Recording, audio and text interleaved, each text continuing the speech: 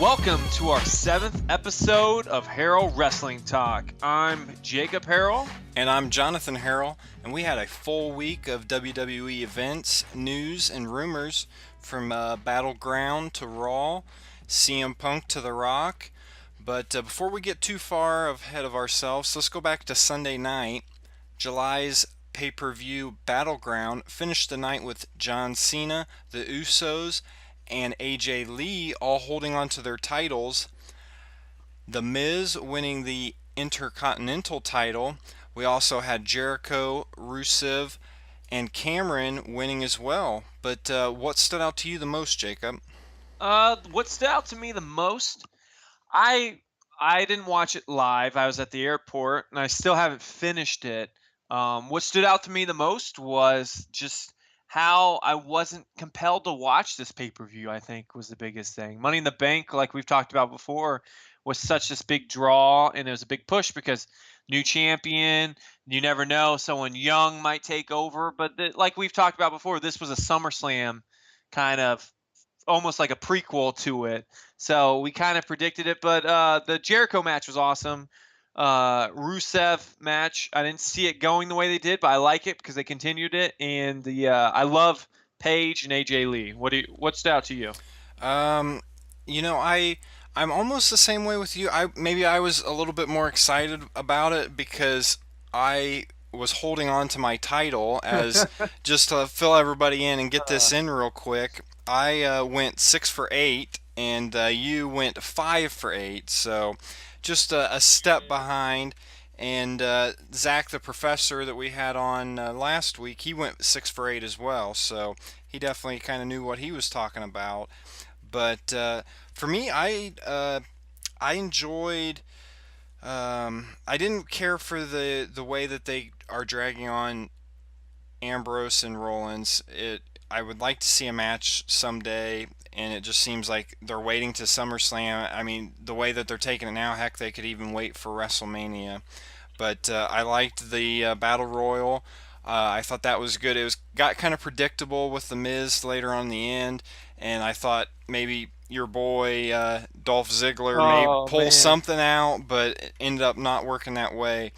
But all in all, I mean, it wasn't a great pay-per-view, but it wasn't, a terrible one at the same point. We can't talk about this without talking about the Usos, though, because the Usos and Wyatt's, that was a phenomenal match. I will watch that match again and again and again for that. And it was early on, and I think that could easily been the match of the night. Oh, the crowd ate that up. Let's get into Monday Night Raw. The ratings went up 11%, and there was a lot that could contribute to that. Triple H revealed Brock Lesnar as his plan C. Stephanie McMahon was arrested. Dolph Ziggler picked up a win against the Intercontinental Champion, The Miz. Flow Rider, I guess, performed. The greatest streak in sports entertainment continued at 16-0. King James sort of returned to Miami as Damian Sandow said he's going home to Cleveland. What do you believe caused the rating jump? The only thing you could point to really is Brock Lesnar. There's the rumors of him being on there, and I liked the Stephanie McMahon, the way they kind of handled that. I think, though, it would have been even better in the late 90s, back before, you had mainstream, like internet, everything was on there. I think it would have worked perfectly then. I hated the Ziggler Miz match only because it was a non-title match. I hate the non-title matches. I can't stand it.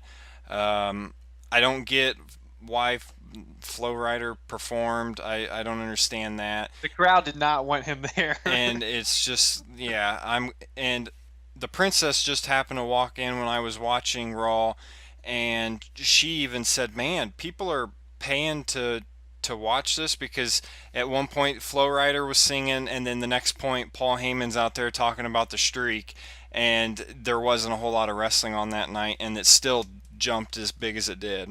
Yeah, I agree with you. Brock Lesnar was the big draw in that. John Cena didn't show up, so maybe that's a sign too for a ratings boost. But yeah, it was the anticipation of Brock Lesnar, I think, was the big big boost in that. And I agree with you, Stephanie McMahon. She is internet, or I wouldn't say internet. She's electronical gold. Anything she does on TV, social media, it's all good for business. And I loved how the crowd was into it, but we kind of knew this was coming because eventually Bree's going to return to the WWE. Now, do you see maybe sisters, match against each other, Brie and Nikki going at it, or do you think Brie will come back to face Stephanie McMahon, maybe? I think you'll see the Stephanie McMahon versus Brie for her job, or it will be that at SummerSlam, and then she'll throw the curveball like Nikki and Brie have to fight. I think that's actually what you kind of brought up would be a good twist. Now, all roads now for the WWE are leading to the SummerSlam pay-per-view. We can guess on upcoming matches. All we've got planned for right now, set in stone, is one we'll talk about here in a little bit. But what do you think should maybe see some rematches from Battlefield or Battleground? What are you thinking for SummerSlam? Yeah, I think we'll see finally the Wyatts beat the Usos for the title. I think that's long overdue. They've definitely established themselves in the tag team division, and their intro is amazing. I love the Wyatt family. I think we will see another AJ versus Paige. I don't know why. I'm a huge Paige guy now. I love the fact she went heel. I guess I always do like the bad guys over the good guys, but I think AJ will win and contain, and then maybe set that away for a little bit and bring that back up towards Rumble season.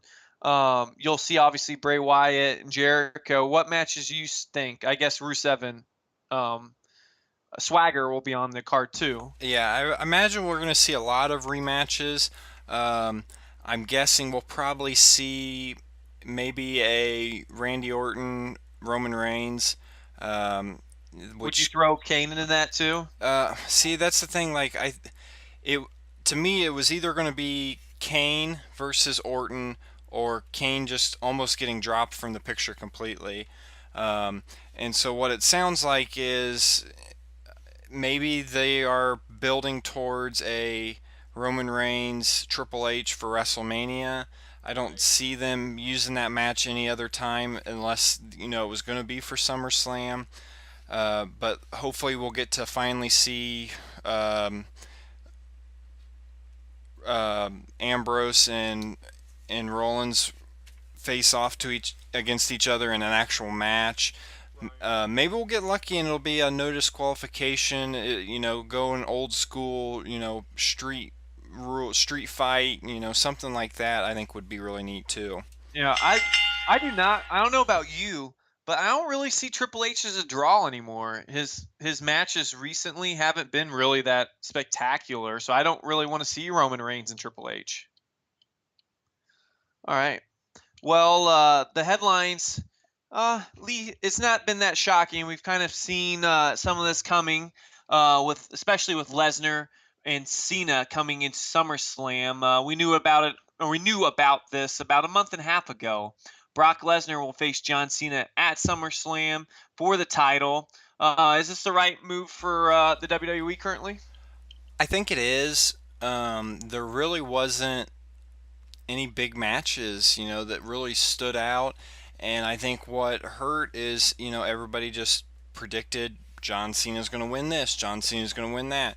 And I almost would have rather him come in there as not the title holder, but then at the same time, I think it makes it a bigger draw, you know, him being the title holder and kind of going up and doing this for the authority. Are you excited for it? Uh, no, because we've seen Cena and Lesnar, and we've seen it multiple times. I mean, this is a rivalry that goes back good 4 or 5 years from his part time to when he first established himself, kind of before he left. I really wanted to see Lesnar screw over Roman Reigns right before he got the title for Triple H, working for him, and you see like a Lesnar Reigns. I mean, yes, they're the two biggest marquee matchups you could basically make with the biggest heel, biggest face, but I'm not really that excited for it.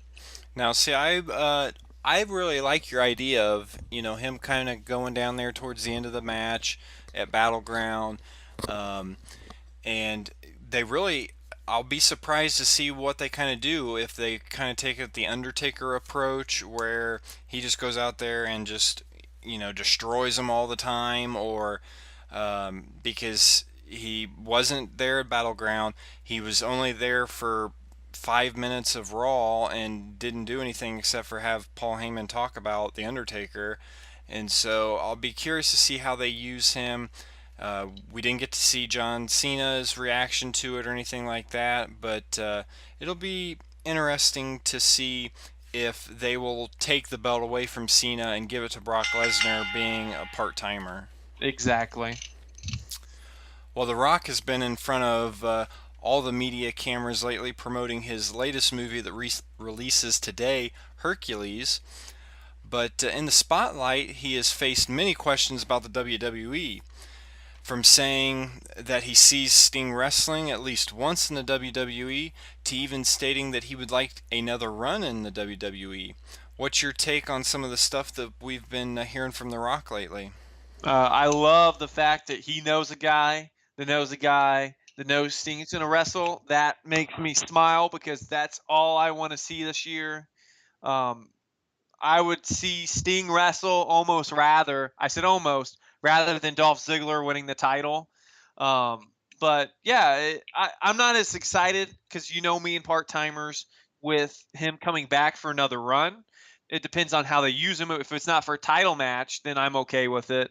But yeah, it's great that he's plugging in Sting and keeping that relevant and keeping that kind of money making machine running for him. What do you think? Now, see, he is part timer, and I know how much you like part timers, and that's the exact reason he needs to come back. He is doing this, all these promotions for Hercules, and people are asking him about the WWE. He's not even bringing the WWE up, and he is getting more publicity for the wrestling than Raw is, or Flow Rider is, or whoever. Very true. And so I think if they could just cash in on him anytime, that it is going to be a huge draw, and it would easily fill, the card for a year of Rock and whoever appearances. Well, I'm a traditionalist, so I view it as long as he doesn't come in and get a number one contender like Lesnar is and get a title shot and win and then drop it 1 week later to go away for 5 months. I mean, I don't appreciate that as a wrestling fan, but I will always, always watch a match that The Rock's in, no matter if it's new or old.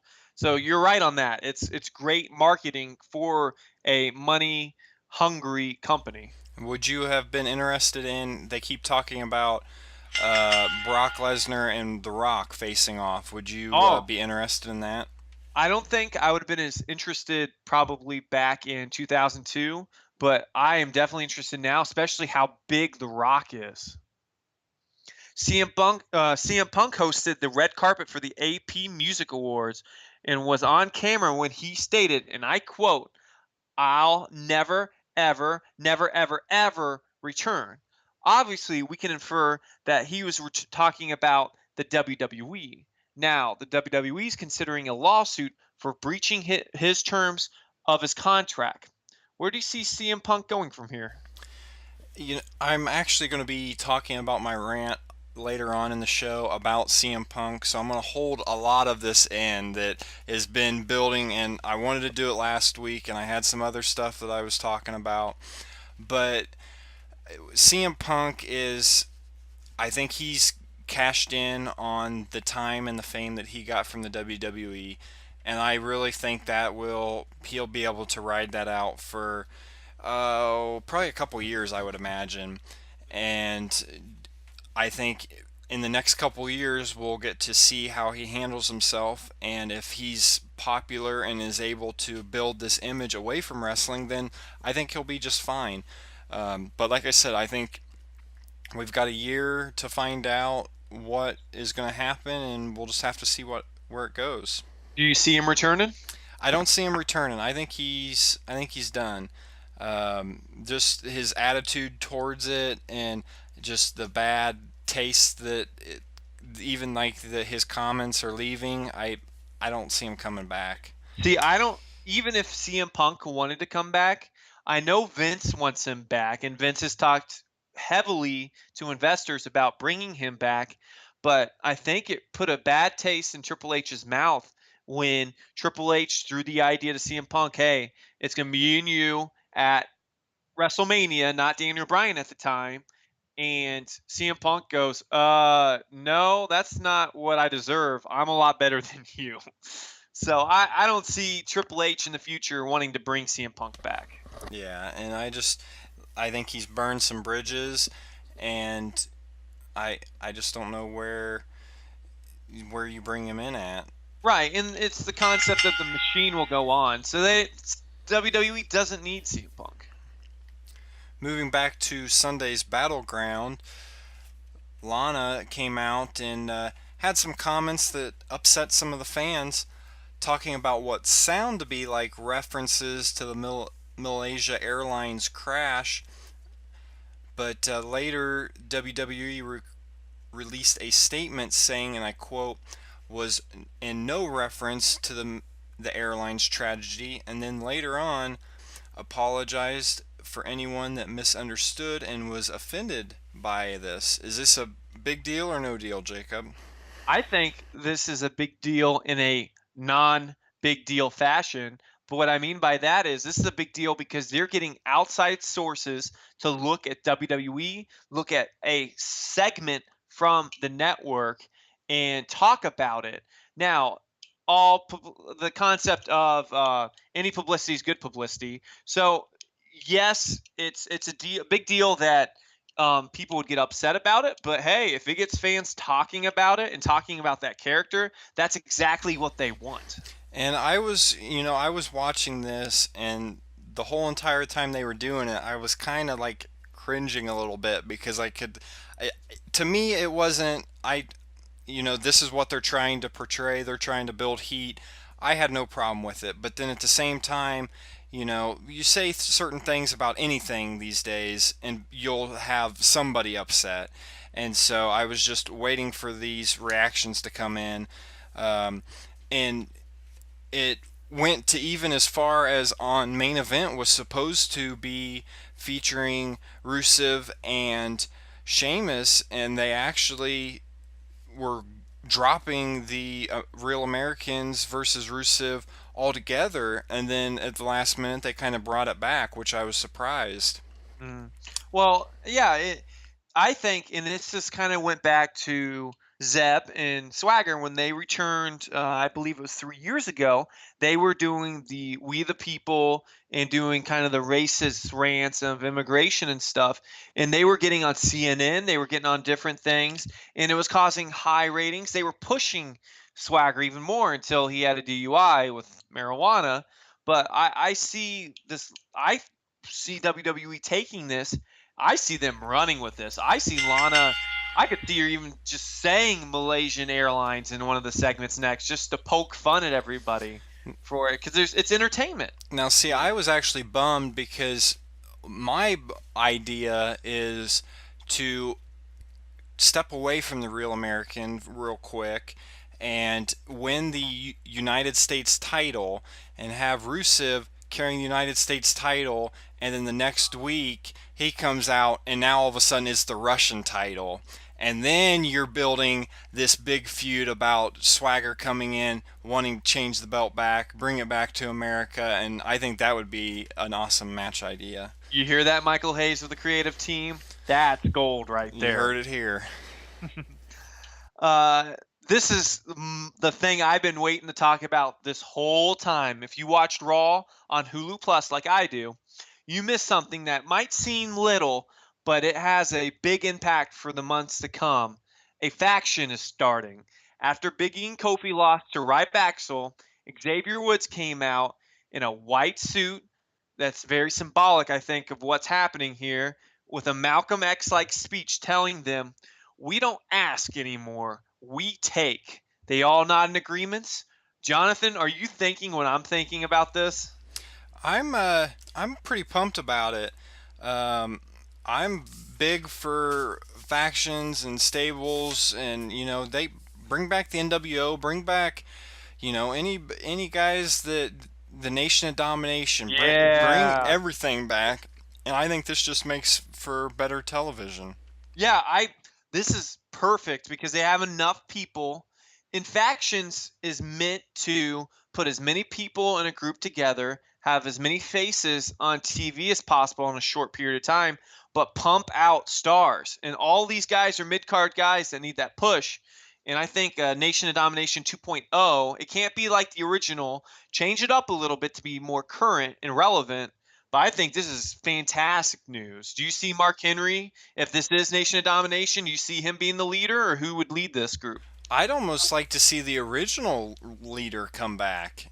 Get him out there, and he's not going to wrestle, but just have him come out there and do some promos, do some shoots, and really just take off basically from back then, bring it into now, and you could even have a feud kind of like with he had with The Rock, and say, hey, you were this is old time stuff. We're trying and have almost maybe a battle inside the stable, trying to do you want to go back from what it used to be, or do you want to push this into something new? Okay, and the thing I loved was they took Xavier Woods away from R-Truth because R-Truth is kind of like Santino. He's a comedic wrestler, and if this is going to be Nation of Domination 2.0, it has to be serious. You can't make this comedic if it's going to be that stable. Who else would you like to see if it is the new upcoming Nation of Domination? Who else should join? I mean, it looks like almost you would have and basically every black wrestler that they have. And I know they don't have a whole lot, but you could, throw, like you said, we've got Biggie, you got Kofi Kingston, you can get a Mark Henry in there because he was originally part of it. Yeah, Titus O'Neil. Titus O'Neil, yeah, you get some of these guys that, may not be getting a lot of TV time now, but throwing them in a group like this, I definitely think that they could stand out and definitely get some publicity. Yeah, and I agree with that. But like I said, I don't want to see R-Truth in it. His time is come and gone, and I couldn't take him serious in this kind of role. Well, most of the time, the Raw following a pay per view starts out with the champion's entrance music. Last Monday wasn't the case. Heck, John Cena wasn't even in the building as far as we know of, and that may become because he is becoming more like WrestleMania 28 and 29 opponent The Rock, as rumors are flying that he is currently filming a movie, and we may even be getting ahead of ourselves. But Jacob, could you see Cena as your favorite part-time wrestler? Well, I wouldn't say he'd be my favorite part-time wrestler, but I see this transition happening. John Cena is the equivalent of Sting for WCW. That John Cena's been the franchise and literally has been the franchise since what 2004. He's been there the longest. He's been the basically the biggest star since the Attitude Era not to go mainstream Hollywood, and it's about time that he's suffered some injuries. He wants to explore a little bit more acting. John, you need more lessons, but hey, if he can make money doing it, go for it. But I think the product will be better with a little bit of John Cena taking some time off. And I don't think it could hurt him at all because really he's at that stage where The Rock was. What else can he do in the company except for take some time off? I mean, you're already as high, you've got the titles. It's not like you can win something else, and it's gotten to be where people are getting tired of seeing him. And I think that this would even build his brand even farther. The princess, my wife, who has really nothing, knows nothing about wrestling, knows who The Miz is because of an ABC Family movie that she watched. And so I think that this could help John Cena get even more fans. I think it could help build this younger movement up for the WWE, and then he can always come back and make a couple runs. But he needs to do something because, as you see Daniel Bryan, as you see Bad News Barrett, injuries do happen, and you would hate to see, John Cena, who puts as much time as he does into what he does, to finish because of an injury. Yeah, I think you nailed it on the head that the youth movement is coming. We all know it is. The Shield kind of breaking up. All these young guys are coming eventually. And I guarantee you in the next 3 years here, Kane, Randy Orton will become a part-time guy. You're going to see John Cena kind of going away. We're going to see all these big shows. Anybody that wrestled in 2002 up to 2004 is going to be gone. Now, moving into our special segment for the evening, we're joined by both the announcers of Reality of Wrestling. We have Brad Gilmore and Matt Topolski. I want to thank both of you guys for taking some time out of your day to be on the show. Hey, man, thank you. Really appreciate it. You have the tag team champions of commentary with you right now. We are here on the line. That's what we are. And of course, you introduced Brad first. That's right. Hair moves first, Matt. You got to learn that. Hair moves first. Well, we're glad to have both you guys on here. Since I introduced Brad first, Matt, why don't you go ahead and give just a little brief introduction about yourself? I don't know. I've done boxing commentary. I've done some news over the last couple of years here in Houston. Always been a wrestling fan, and I've been working in the business for about 2 years now, and got an opportunity to call some commentary for Booker T's Reality of Wrestling after Brad and I's good friend Rich Brennan moved on to NXT, and the spot at the desk opened up, and the rest is kind of history. So here I am, and it's been a pretty awesome ride. So yeah. What about you, Brad? Hey, like Matt said, I'm a lifelong fan. Watched wrestling since I can remember. A couple years ago, happened to find myself in a job interview with the one and only Booker T. They're looking for a ring announcer. Threw my name in the hat, and then, like Matt said, Rich Brennan moved on to WWE. And there was a spot open to do some color commentary, and I hopped right in, and then that's when you got me and Matt as the tag team champions of commentary. And we've been defending those titles ever since. Just to put that out there. Yeah. Now, so you guys both had interviews with Booker T then, is that right? Yes. Matt, was that pretty, intimidating, kind of? Well, it's interesting that Brad calls it an interview, because for him it was an interview. I mean, he kind of knew.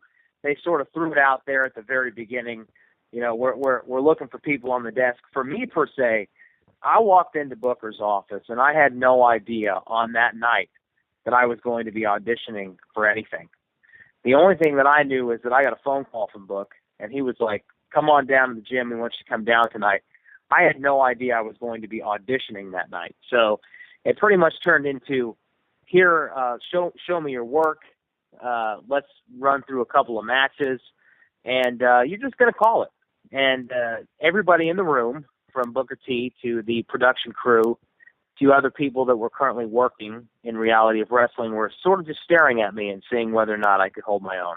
So was it nerve-wracking? It was kind of like being on American Idol. Yeah. but apparently I made the cut, so here I am. Yeah. Now, Brad, we had Brian Keith on a couple weeks ago, and he kind of told us a little bit about Reality of Wrestling. Do you, just for the people that didn't catch that episode, you want to tell us just a little bit about the promotion?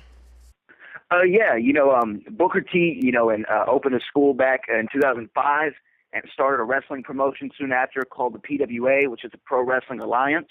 And after a few years, had some big shows, with a bunch of name guys. And after a few years, they decided to rebrand, sit down, refocus their attention to make a brand new promotion to build up new stars here in the city of Houston and to carry on Paul Bosch's legacy, which is a famous wrestling promoter in the city. and they decided to call it Reality of Wrestling. And that was about 2 years ago now. And ever since, we started off with a YouTube series, got really popular. Then we got offered a deal here for television here in Houston. And then literally maybe a couple weeks after we aired our first episode, got another call from another network to syndicate our show throughout the country. And, here we are. We're building now to our first pay-per-view, all happening in 7 months. So it's been a really, really crazy ride here the last couple of years in Reality of Wrestling. Yeah, you guys have been moving on. Now, are you guys basically just all your shows really kind of in Texas then? Yeah, our main shows, like our live event shows, are all here in the Texas area. I'm looking forward to expanding to different parts of the country here very, very soon. Very soon, actually. Good. Now, for the people that aren't familiar with the process of announcers, I'm not familiar with that. What do you guys have to do to prepare for shows and just to get ready? I know, Matt, you were saying that when you came in, they just kind of threw you down and said, "Hey, talk about this match." Is that kind of how it goes most nights, or do you kind of are able to prepare for it? Oh, not at all. I mean, that sort of deal there was trial by fire. But it's interesting. There's a huge difference between indie wrestling and putting on a television product, and that's why, in many senses, I wouldn't compare Reality of Wrestling at all to indie wrestling. I mean, we call ourselves the flagship of Texas wrestling for a reason. Number one, we have national television. We're in over 20 markets. Secondly, we're producing a television product that's seen here locally and nationally every single week. Every week we're producing a new episode of television. And television is a totally different animal than just putting on an indie wrestling show. And so we have to be extremely prepared. We have to know where we're going with the product, where we're going with our characters. And that's really what this is all about. It's about a character-driven product. We're building stars for the future. And we have guys right now like Sergey Volkov, for example, guys like Ruthless Ryan Davidson. I mean, these are guys that not only can work and put on an incredible match, guys like the Mysterious Q, but they are guys that are going to be the future of professional wrestling and sports entertainment. And you're going to see them, I really believe, in the near future in the NXTs and in the WWEs of the world, much like other folks that have come from the WXF gym that Booker T runs, and, of course, Reality of Wrestling. Like, for example, the current WWE Tag Team Champions, the Usos, that came from Booker T's WXF gym. So we prepare quite a bit for all of this, and the same type of preparation that would go into an NXT broadcast or would go into a WWE broadcast. We have our show notes. We have our characters. We need to know what direction we're going, and we need to know how to sort of coach everyone at home and condition them to watch the program. And it takes a considerable amount of preparation, but once you've got it down, it's a hell of a lot of fun to do. Yeah, I bet it is enjoyable. It's definitely one of the great, because I went from ring announcing to doing commentary, and it's so much more fun, in my estimation, to do the commentary and telling the stories. And to elaborate a little bit on what Matt said, we have our show notes, we have to get our directions a little bit, and Booker T himself and the director Kevin Bernhardt are really influential about helping us prepare and kind of seeing where we want to steer the audience when they're listening. And the other thing that I would add on to that, which is interesting, is that I know for a fact that Booker doesn't sleep because he's traveling all the time. If he's not working for WWE, he's promoting Reality of Wrestling. But I've recently discovered as well, throughout the promotion of this Summer Champion show, that Kevin Bernhardt doesn't sleep either. I don't know how these guys do it, but neither of them sleep at all, ever. So, something for the listeners to know. Yeah. Now, so both of them then are just constantly involved in just about every aspect of the wrestling. Is that fair to say? Yeah, no, I definitely think they're both real hands-on with it, with everything that happens, not just with the wrestling, with the commentary, with the business side of things, with promotions of the events. I mean, those two guys, Booker T, Kevin Bernhardt, and even Sharmell, Queen Sharmell, as some listeners might know her by, they're all 24/7 working to promote Reality of Wrestling. I know Booker just went to the Virgin Islands to help promote Reality of Wrestling. Sharmell went to Chicago. I mean, Kevin's always on the phone trying to get, just the word out as much as possible. So every aspect of this company, the heartbeat of this company and the brain of this company is run by those 3 people. Now, I really enjoy it where my brother and I, us being from Indiana, we're actually able to get on your guys' website and find full-length shows, and it really interests us, and it really pulls us to your wrestling, just because we can sit down whenever we want and catch an episode or two. And so it really, what you guys have is really nice, and I think it's definitely going to be big. Like you said, you haven't been around for long, and you're already moving up.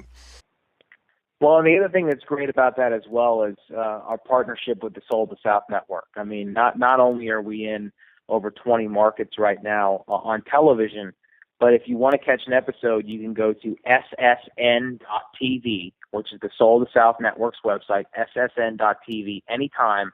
And every single week you can catch a brand new episode of Reality of Wrestling, and you can see every episode completely archived and commercial free, mind you. So it's just a really awesome opportunity for us to be able to present our product like this and get it out there. And everybody, the other thing that's so amazing about Reality of Wrestling, to be a part of it, is the family atmosphere that exists within it. Everyone is rowing in the same direction. Everyone wants the same thing, and that is, number one, for Reality of Wrestling to succeed and to blow up. And all of us can feel that coming very soon. And that's definitely a big part when everybody's on the same page. It like you said, it just, everybody wants the best, wants it to succeed. But now, getting into your guys' kind of, if you have a character, you say, on the shows, are like Brad, are you like a face or heel, or you guys just kind of work together? Like you said, the tag team, are you just work together and just call the match? Well, Matt and I, we haven't been working together on the desk that long, but since he came in to Reality of Wrestling, me and him hit it off really well, and we have a natural chemistry on camera and in real life. We go out, have dinner or something, just we're just making jokes the whole time, and so it comes naturally to us. I wouldn't say that we're either heel or face. We just kind of go with the flow. I might have certain guys that I like more than he does. I'm a big believer in one guy we have here. His name is Abel Andrew Jackson. He is the face of Reality of Wrestling. He is the top guy here in my estimation, and I like to cheer for him. All right, I believe if whenever the voting comes around, I will vote for Abel Andrew Jackson. Now, Topolski, on the other hand, might not like Abel as much as I do. There's a discrepancy that exists out there. First of all, I don't know. This guy calls himself the master politician. I don't know what office he's running for at Reality of Wrestling. Brad's clearly convinced himself that he will be the next president of the United States, if you ask him. But one thing that I will say about our dinners is Brad normally picks up the tab, and that's why I go. So I do. I'm gentlemanly this way. Yeah, but no, I would absolutely agree. We have a great chemistry. I love the hell out of working with Brad, and hope it continues. And I just think really what we try to do is we try to find that balance between calling what's going on in the ring, telling stories, and making things entertainment. We're not there to sell a product you're not interested in. We're not there to feed you something that you don't want to hear. We're there just to kind of enhance the story that's being told in the ring. And really, the guys that are working in the ring, the diamonds that are working in the ring from the Diamonds division, there's so much talent, so much unrealized talent from the rest of the world right in the Reality of Wrestling that people haven't seen yet, and hopefully they're going to see very soon. Ungodly stars. We have a guy coming into our Summer of Champions event, for example, Brian Keith. You talk about Brian Keith. He's going to be taking on Jonathan Gresham. This is a guy that's traveled and wrestled all over the world. Tremendous talent. And he was on a few of our Comic Palooza shows recently. And that's the type of talent that we like to showcase. I mean, this guy's a phenomenal athlete. We're going to have him at Summer of Champions. And it's guys like that are really the future of sports entertainment. You can see them right now at the Row. Now, Matt, do you have any catchphrases? Do you have anything that you just constantly, like a boom shakalaka or anything that you throw out there quite a bit? Not that I'm aware of, and maybe Brad can correct me on that. Nothing that I'm really aware of. I just like to call the action and react. I think about some of my favorite commentators of all time. I mean, everybody will tell you Jim Ross because, of course, he's a legend.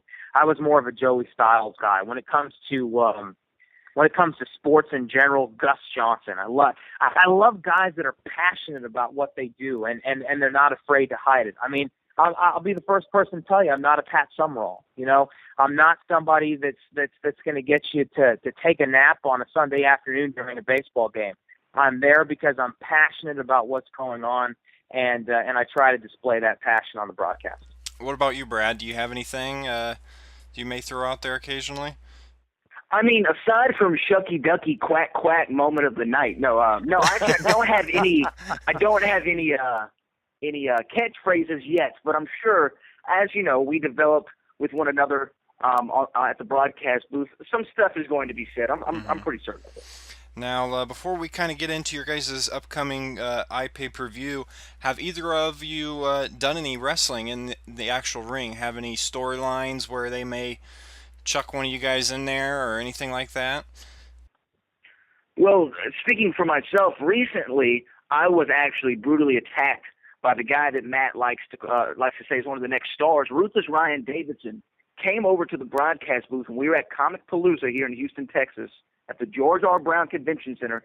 Came over, asked me to stand up, and then I thought everything was cool. He was dusting off my suit jacket. He was trying to get the dirt off my shoulder, if you will, for those Jay-Z fans. And then he just shoved me down to the ground. I thought he was going to kill me. I got up. I had to run to the back. Referee Jason the Stash Olsen was looking at Ryan Davidson like he was going to be next. I've never wrestled, but I'm afraid of Ruthless Ryan Davidson. I will say that.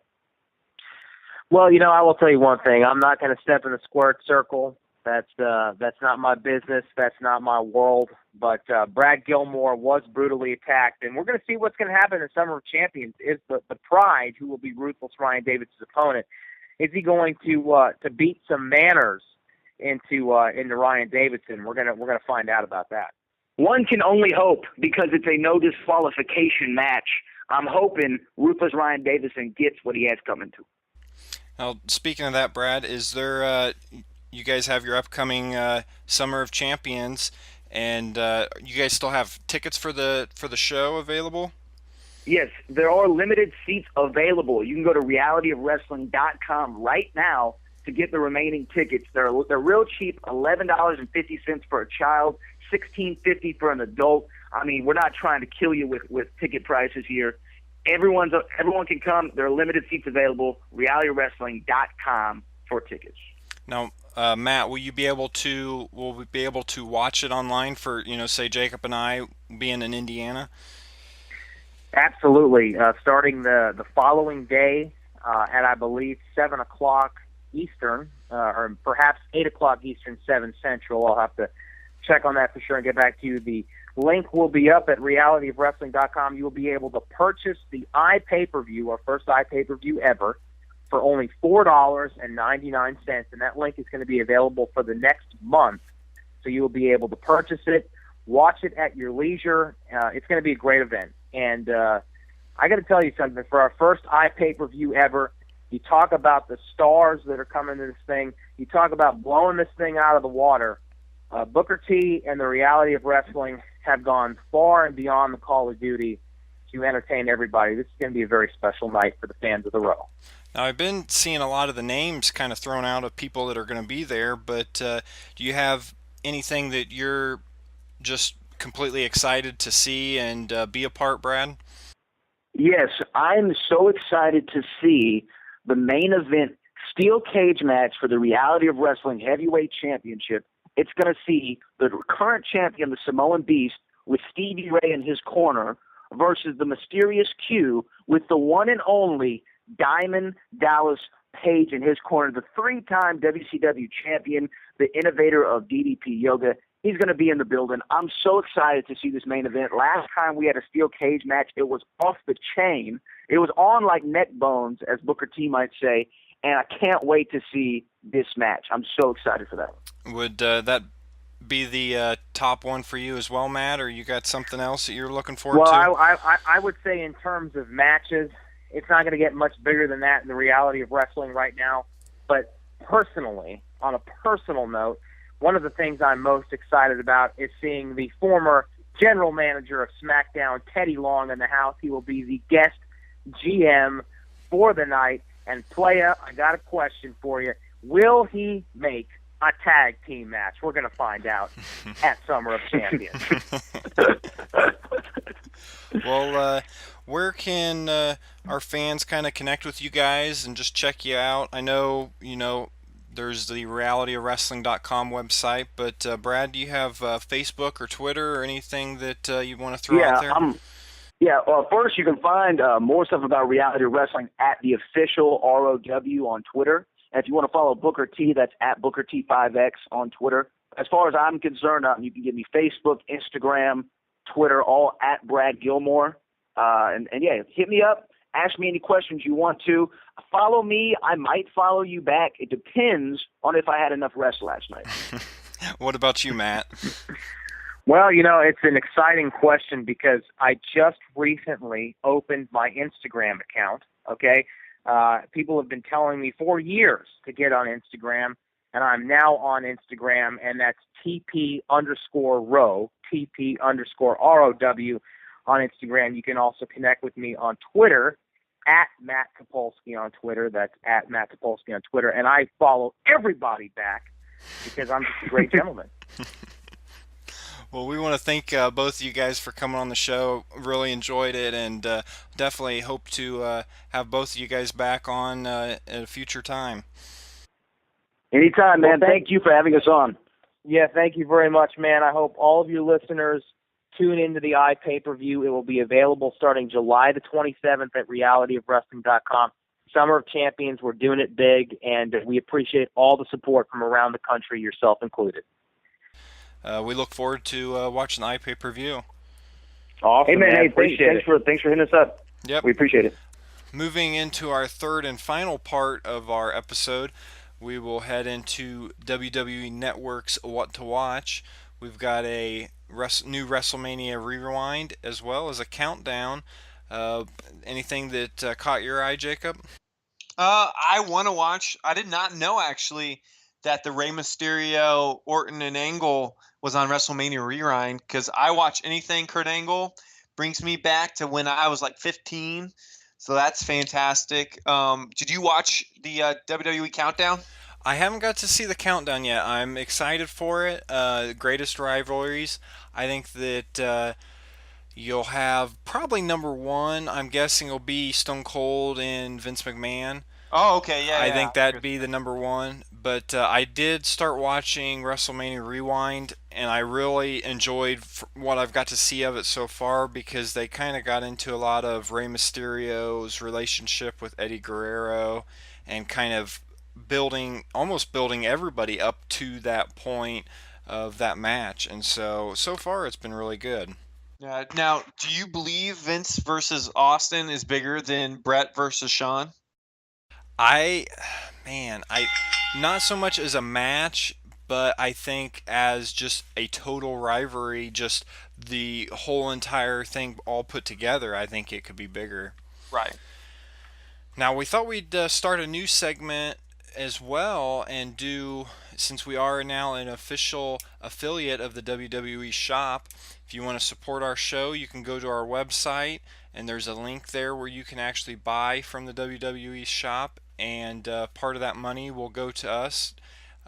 You're going to pay the exact same price as you would if you go to it normally, so why not support us in the process?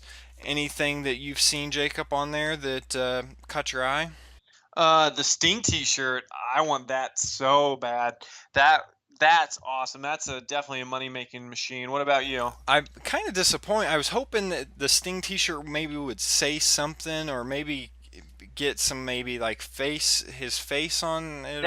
That's the authentic shirt though from WCW. Yeah, right. So that's why I eat it up. I really like, and I'm debating on getting the Real American with the hand. I really like it, and I actually was looking at it today and saw pictures, and they actually had almost like the kindergarten like turkey drawing where they Swagger actually put his hand down on a piece of paper and drew it out, and so that's actually his hand. And I thought that was cool, and I still think it's a great T-shirt idea. I'll admit, at first I was like, that is stupid. What a budget cut. And then he put his hand on it, and I was like, that's awesome. Now, moving into birthdays and anniversaries of the week, we have Triple H, who on the 27th will be turning 44. So he's one of the few active wrestlers, you could say, that in their 40s. And also on the exact same day, we have Jacob's boy, Dolph Ziggler, and he will be turning 33 on the 27th. Better watch out. Dolph Ziggler steals the show and your girlfriend. Anniversary week on July 22nd, 1994. After 16 hours of deliberation, a jury found the WWF owner, Vince McMahon, not guilty of conspiracy to distribute steroids to wrestlers, which obviously had a major, major effect of the future of pro wrestling as we know it now, actually. Yeah, it was definitely a big deal at the time. Mm-hmm. All right, so we're going to go into our Twitter questions. Remember, if you ever have a question and you'd like to be on our podcast, you need to follow us at HWT Podcast and tweet us a question. We'll put you on the show. If you have your own little show or a podcast of your own, we'll promote you on here for free. So, Jonathan, our first one comes from at Mic'd Up Podcast. He has his own show on Stitcher, under Mic'd Up. He asks, what are the two superstars you would like to see in a best of 5 series? I actually am going to go with, instead of just two superstars, I would like to see the Usos and the Wyatt family continue. They're getting close to 5 already, and I think that it would make it even bigger if they would start trading wins back and forth for the title, getting the title moving back and forth. But I think that would be great just to continue seeing them up to WrestleMania.